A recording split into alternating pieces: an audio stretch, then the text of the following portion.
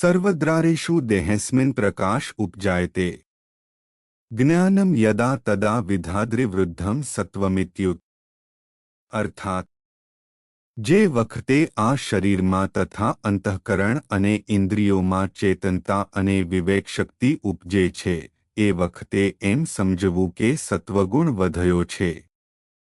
લોભ પ્રવૃત્તિરારંભ કર્મણાંશમઃ સ્પૃહા રજસ્યેતાની જાયન્તે વિવૃદ્ધે ભરતર્ષભ। અર્થાત હે ભરતવંશીઓમાં શ્રેષ્ઠ રજોગુણ વધતા લોભ પ્રવૃત્તિ કર્મોને સ્વાર્થ બુદ્ધિથી તથા સકામભાવે કરવા અશાંતિ અને વિષયની લાલસા આ બધું મનુષ્યમાં જોવા મળે છે।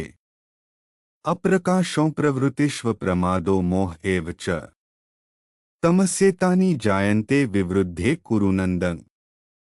અર્થાત હે કુરુનંદન તમસગુણ વધતા મનુષ્યના અંતઃકરણ અને ઇન્દ્રિયોમાં નિસ્તેજપણું ચેતનતાનો અભાવ કર્તવ્ય કર્મમાં પ્રવૃત્ત ન થવું આળસ અને નિંદ્રા જેવી અંતઃકરણને મોહમાં નાખનારી પ્રવૃત્તિઓ ઉદ્ભવે છે।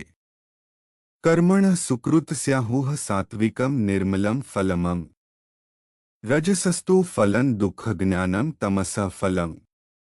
અર્થાત સાત્વિક કર્મો દ્વારા મનુષ્ય સુખ જ્ઞાન જેવા નિર્મલ ફળ પ્રાપ્ત કરે છે।